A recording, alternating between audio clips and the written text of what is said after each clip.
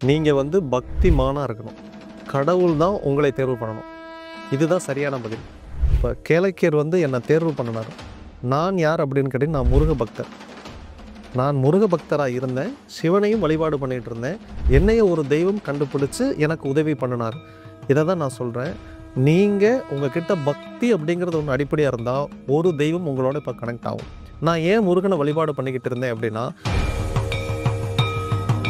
உக்கிரமான தெய்வங்கள் பேசுனா, அவங்க பேசுறாங்க. பட் என்னால கேட்க முடியாது. அவங்க பேசலன்னு அர்த்தம் இல்ல. பேசுனாங்க. பட் என்னால கேட்க முடியல. இப்ப என்னோட ஆறா முருகனுடைய ஆறா கூட தான் செட் ஆகுது. நான் முருகர் வழிபாடு பண்றேன். இதையுமே எப்படி பண்ணணும் அப்படின்னு கேட்டிங்கன்னா,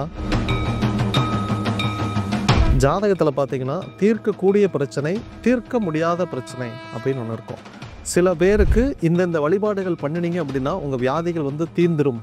அவங்களுக்கு நீங்க அந்த அதற்கான பரிகாரங்களை நீங்க ரெக்கமெண்ட் பண்ணும்போது, அந்த பிரச்சனை உங்களுக்கு தீர்ந்துரும். இவங்கலாம் ஈஸியா தீர்க்கக்கூடிய பிரச்சனை. சில பேருக்கு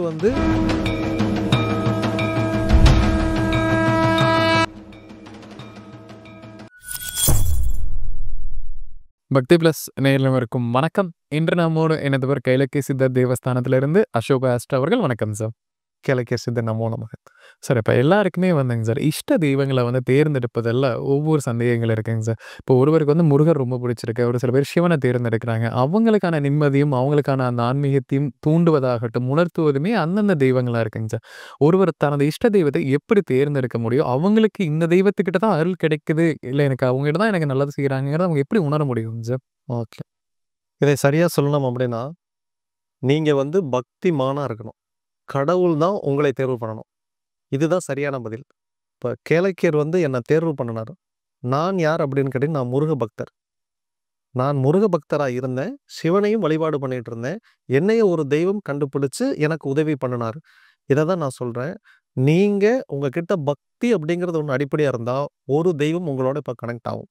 நான் ஏன் முருகனை வழிபாடு பண்ணிக்கிட்டு இருந்தேன் அப்படின்னா, என்னுடைய குலதெய்வம் அங்காள பரமேஸ்வரி. இப்ப நான் அங்காள பரமேஸ்வரி வழிபாடே பண்றத நிறுத்திட்டு, நான் முருகருடைய வழிபாடு பண்ணிக்கிட்டு இருந்தேன். ஏன்னா முருகர் என்னோட பேசிக்கிட்டே இருந்தாரு. நான் என்ன கேட்டாலும் முருகர் எனக்கு குடுத்தாரு. என்ன கேட்டாலும் முருகர் எனக்கு குடுக்குறாருங்காட்டி, நான் அங்காள பரமேஸ்வரிய விட்டுட்டேன். ஒ நம்ம யார் நமக்கு நம்ம கேட்ட கேள்விக்கு யார் பதில் சொல்றாங்களோ, யார் எனக்கு குடுக்குறாங்களோ, அவங்க கிட்ட தான் நம்ம டிரான்சாக்ஷன் பண்ணுவோம். அப்ப என்னன்னா, அங்காள பரமேஸ்வரி இங்க குடுக்கலையா அப்படின்னு கேட்டா, இல்ல ஒருத்தர் குடுத்தாரு நான் அவர டிபெண்ட் பண்ணி இருந்துட்டேன். இப்படியே தான் எல்லா மக்களும் இருக்காங்க. அதனால எல்லா ஜோதிடர்களுமே இப்ப பார்த்தீங்க அப்படின்னா, கண்டிப்பா உங்க குலதெய்வத்து கோயிலுக்கு போயிட்டு வாங்க. குலதெய்வ கோவில்ல பூஜை பண்ணுங்க. இந்த ஜாதகத்துல உங்க லக்னத்திலிருந்து 5வது வீடு, பூர்வ புண்ணிய ஸ்தானம்னு சொல்லுவாங்க. ஜாதகத்துல ஆக்சுவலி கரெக்ட்டா இருக்கு. அதாவது உங்களுடைய அப்பா, அப்பாவோட அப்பா, அப்பாவோட அப்பா அப்படின்னு நீங்க பண்ணா இதுதான் பூர்வ புண்ணியம். உங்களோட பூர்வீகம் யாரு அப்படின்னு கேட்டீங்கன்னா, ஒரு காலத்துல இப்படியே 5 உங்களோட அப்பாவோட 5வது வீடு, அவரோட அப்பாவோட 5வது வீடு அப்படின்னு போய்க்கிட்டே இருந்தீங்க அப்படின்னா, உங்க குலதெய்வத்துல நிக்கும். அப்ப உங்க 5வது வீட்டுல என்ன கிரகம் இருக்கோ, அதுதான் உங்களுக்கான தெய்வம். இப்போ உதாரணத்துக்கு உங்களுடைய லக்னத்திலிருந்து 5வது வீட்டுல செவ்வாய் இருக்குன்னு வச்சுக்கோங்க. செவ்வாய்க்கு அதிபதி யார் அப்படின்னு கேட்டீங்கன்னா, முருகன். முருகன் தான் உங்களுக்கு குலதெய்வம். நீங்க யார வழிபாடு பண்ணலாம்னா, முருகன வழிபாடு பண்ணலாம்.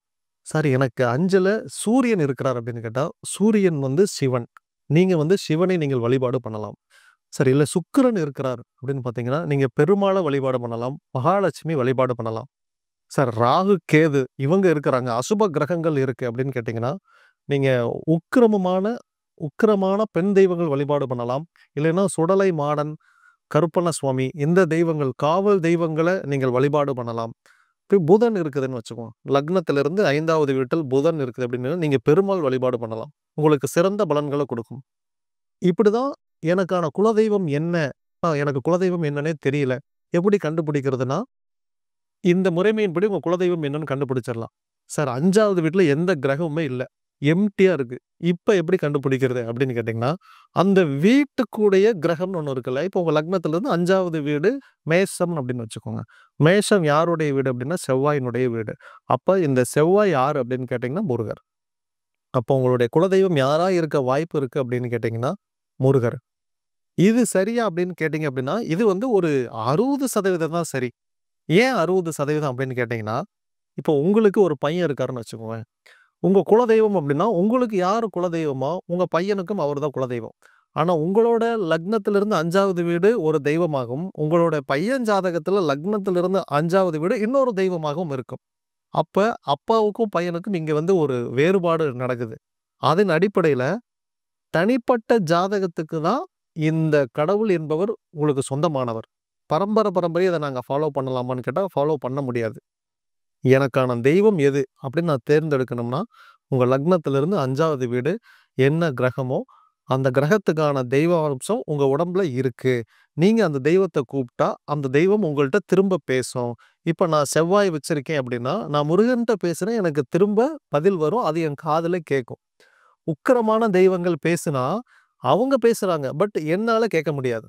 அவங்க பேசலன்னு அர்த்தம் இல்ல. பேசுனாங்க. பட் என்னால கேட்க முடியல. இப்ப என்னோட ஆறா, முருகனுடைய ஆறா கூட தான் செட் ஆகுது. நான் முருகர் வழிபாடு பண்றேன். இதையுமே எப்படி பண்ணணும் அப்படின்னு கேட்டீங்கன்னா, அவங்க அந்தந்த தெய்வங்களுக்குன்னு உகந்த நாட்கள் இருக்கு. அந்த உகந்த நாட்கள்ல நீங்க விரதம் இருந்து, தர்ம காரியங்கள் செய்து, புண்ணியங்கள் செய்து, அதன் பிறகு அந்த தெய்வத்த உங்க மானிட்டர் பண்ற அளவுக்கு அவங்கள பார்க்க வைக்கணும். அதன் பிறகு அவங்களுடைய வழிபாடுகள் நீங்க செய்யும்போது, அந்த கடவுளினுடைய சக்தி உங்களுக்கு கிடைக்கும். இப்படிதான் நீங்க உங்க கடவுள வந்து தேர்வு பண்ணணும். சார் இப்போ ஒவ்வொருத்தருக்குமே இந்த கோயில் வழிபாடு, பரிகாரங்கள்லாம் இருக்கு இல்லைங்க சார். உதாரணத்துக்கு இப்போ குழந்தை இல்லை அப்படிங்கிறவங்க வந்து இப்போ திருச்செந்தூர் போய் சில பேர் குழந்தை கிடைக்கும். சஷ்டி விரதம் இருந்து கிடைக்குது. ஆனா, குழந்தை இல்லாத எல்லாருமே சஷ்டி விரதம் இருந்தோனே கிடைச்சிருமான்னு கேட்டா கண்டிப்பா இல்லைங்க சார். சில வருடங்கள் ஆகலாம். ஒரு சில நபர்களுக்கு கிடைக்காமயே போகுது. அவங்களுக்கு ஒரு விரக்தி ஏற்படுது இல்லைங்க சார். அவங்களுக்கு கிடைச்சிருக்கு, எனக்கு கிடைக்கல. இது ஏன் அவங்களுக்கு கிடைக்காம போகுதுங்க சார்? அதன் காரணம் என்னவா இருக்கும்? ஓகே. இதற்கு காரணம் வந்து கர்மா. ஜாதகத்துல பார்த்தீங்கன்னா, தீர்க்கக்கூடிய பிரச்சனை, தீர்க்க முடியாத பிரச்சனை அப்படின்னு ஒண்ணு இருக்கும். சில பேருக்கு இந்தந்த வழிபாடுகள் பண்ணுனீங்க அப்படின்னா, உங்க வியாதிகள் வந்து தீர்ந்துரும்.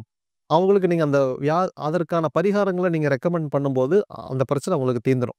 இவங்கலாம் ஈஸியா தீர்க்கக்கூடிய பிரச்சனை. சில பேருக்கு வந்து இதெல்லாம் ஹெச்ஐவி வியாதி, கேன்சர் வியாதி மாரி குணப்படுத்த முடியாது. உங்களுடைய ஆயுசு நாட்கள நீட்டிக்க முடியுமே தவிர, குணப்படுத்த முடியாது. இவங்கலாம் அந்த மாரி கேட்டகரி. இவங்களுக்கு தான் உண்மையாலுமே நீங்க சொன்ன மாரி விரக்தி அப்படிங்கிறது வரும். ஏன்னா, இன்னொருத்தனுக்கு கிடைச்சிருச்சே! அவன் திருச்செந்தூர் போயிட்டு வந்தான். அவனுக்கு குழந்தை பிறந்துருச்சு. பட் இவங்க போயிட்டு வந்து இவங்களுக்கு குழந்தை கிடைக்கணும்னா, முருகர் பாரு அவருக்கு குடுத்துட்டாரு, எனக்கு குடுக்கல. இல்ல. முருகர் குடுக்கலன்னு இல்ல. உங்களுடைய கர்மாவின்படி உங்களுக்கு இந்த இடத்தைக்கு உங்களுடைய லெட்ஜர் குளோஸ் பண்றான் கடவுள். இப்போ உங்களுக்கு அடுத்த ஜென்மம்னு ஒண்ணு இல்ல அப்படின்னா, நான் எப்படி உங்களுக்கு குழந்தை குடுக்க முடியும்? உங்களுக்கு இன்னொரு குழந்தை குடுத்துட்டேன்னா, உங்களுடைய ஜென்மத்த நான் இங்க லெட்ஜர்ல ஃபாலோ பண்ணி ஆவணும். உங்க இதோடயே உங்க கர்மா முடியுது. உங்களுக்கு அடுத்த பிறவிங்கிறதே இல்ல அப்படின்னா, நான் உங்களுக்கு குழந்தையே குடுக்க முடியாது. அதுல குறிப்பா ஆண் வாரிசு உங்களுக்கு நான் குடுக்கவே முடியாது. அப்படி குடுத்துட்டா உங்க லெட்ஜர் இங்க கன்டின்யூ ஆகும். நீங்க செய்ய பாவத்த நான் உங்க பையன்கிட்ட கணக்கு வாங்கணும். இங்க தான் அப்படி வாங்கவே முடியாது. நீங்க மோட்சத்துக்கு போறீங்க. நான் எப்படி உங்களுக்கு இன்னொரு வாரிசு இந்த பூமியில குடுக்க முடியும்? முதல்ல குழந்தை இல்லைங்கிறது ஒரு குறைபாடே கிடையாது. அவங்கெல்லாம் என்ன பொறுத்தவரைக்கும் பாக்கியம் பண்ணவங்க. இந்த உலகத்துல குழந்தை இல்லைங்கிறது ஒரு குறைபாடா பார்க்கப்படுதே தவிர, கடவுளோட பார்வையில யாருக்கெல்லாம் குழந்தை இல்லையோ, நீங்க தான் புண்ணியம் பண்ணுவீங்க. இதோட வாழ்ந்து முடிச்சுட்டு நீங்க டைரக்ட்டா மோட்சம் அடைய போறீங்க. இதுதான் உண்மை. இப்ப பரிகாரங்களுமே இவங்களுக்கு உதவி பண்ணுச்சு, இவங்களுக்கு உதவி பண்ணலன்னு அர்த்தம் இல்ல. ஜாதகமே இப்படிதான் இருக்கும். இவங்களுக்கு சில பிரச்சனைகள் எளிமையா தீர்ந்துரும். சில பேருக்கு தீரவே தீராது. ஸோ இந்த ஜாதகம் மட்டும் ஆனா இது கம்மி தான். பெர்சன்டேஜ்ன்னு பார்த்தீங்கன்னா 10% கம்மியா தான் இருப்பாங்க. மத்தபடி இறை வழிபாடு ஒருவேள இந்த 10%ல இருந்தும் கடவுள் நம்பிக்கை மேல அதிக நம்பிக்கை வச்சு அதிதீவிரமா நீங்க பக்தனா இருந்தீங்கன்னா, இப்படிலாம் மீண்டு வந்தவங்க உண்டு. ஏன்னா கேன்சர் பேஷண்ட்டா இருந்து குணமாகி வாழ்ந்தவர்கள் நெறைய பேர் உண்டு. அந்த மாரி ரெக்கார்ட் நானே நெறைய பார்த்துருக்கேன். நீங்க ராகவா லாரன்ஸ் கேள்விப்பட்டிருப்பீங்கன்னு நெனைக்கிறேன். அவருக்கெல்லாம் பிளட் கேன்சர் இருந்து கியூர் ஆயி இன்னைக்கு வரைக்கும் அவர் உயிரோட இருக்கிறார். அவர் பிறப்பால் வந்து கிறிஸ்டியன். அதனால தான் அவர் பேர் லாரன்ஸ். பட் ராகவேந்திரர வழிபாடு பண்ணி அவருடைய வியாதி வந்து குணமாச்சு. அதனால தான் தன் பேர ராகவா லாரன்ஸ்ன்னு அவரு மாத்திக்கிட்டாரு. இன்னைக்கும் அவரு ராகவேந்திர வழிபாடு தான் பண்ணிக்கிட்டு இருக்கிறார். யார் உங்களுக்கு உயிர் குடுத்தது? ராகவேந்திரர். எனக்கு யார் உயிர் குடுத்தது? கேளக்கியர். என்னுடைய குலதெய்வம் என்ன? அங்காள பரமேஸ்வரி. இன்னைக்கு நான் எத ப்ரொஜெக்ட் பண்றேன் அப்படின்னு கேட்டீங்கன்னா, நான் கேளக்கியர ப்ரொஜெக்ட் பண்றேன். ஏன் அப்படின்னா, இந்த சக்தி ரூபம் எனக்கு உதவி பண்ணுச்சு. ஸோ நீங்க உங்க தெய்வத்த நீங்க தேர்ந்தெடுத்து, அதற்கான சரியான வழிபாடுகள் செய்யும்போது, நீங்க என்ன கேட்டாலும் அது உங்களுக்கு கிடைக்கும். சில பரிகாரம் பண்ணாலும் உங்களுக்கு நிச்சயமா கிடைக்கும். இப்ப வந்துங்க சார், நம்ம பொதுவா மக்களுக்கு என்ன தேவையோ, இந்த பரிகாரங்கள் ஆகட்டும், இறை வழிபாடுல இருக்கக்கூடிய பிரச்சனைகள பேசணுங்க சார். கண்டிப்பா நம்ம நேயர்கள் ஒரு பயனுள்ள கருத்துக்கள் அமைந்திருக்கும். மீண்டும் ஒரு பதில் சந்திக்கலாம். ரொம்ப நன்றி. கேளக்கிய சித்தர் நமோ நமः.